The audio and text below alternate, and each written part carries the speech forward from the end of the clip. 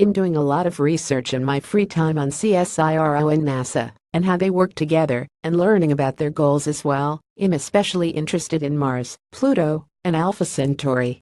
Emmanuel is one of a dozen Sydney students who spoke to Mr. Lightfoot and CSIRO's chief executive Larry Marshall on Friday about the possibilities for Australian students following this week's announcement that the country will establish a domestic space agency.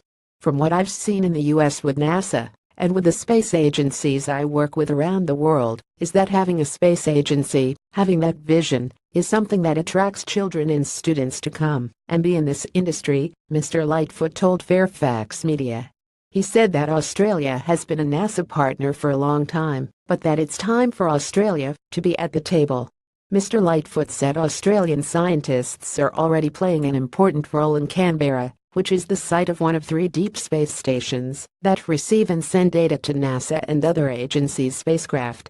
The last signals from Cassini, which orbited Saturn for 13 years before completing its mission by plunging into the planet 2 weeks ago, came right through here, he told the students. If we discover life somewhere else, that signal could also come right here through the team in Australia. It's pretty awesome.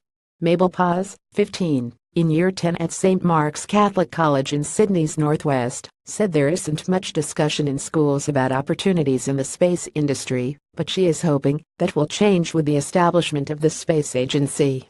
We feel very disconnected, especially with regards to space, Mabel said. I didn't really know these opportunities and pathways were there until these talks with NASA and CSIRO. Mabel said she and her fellow Year 10 students are currently finalizing their subject choices for the HSC, and she will most likely choose maths and at least 2 science electives so that she can study aerospace engineering at university.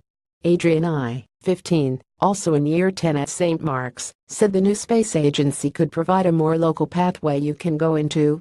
Dr. Marshall said that CSIRO achieved one of its major goals this week of controlling a satellite and is now looking to control something really far away, deep space technology.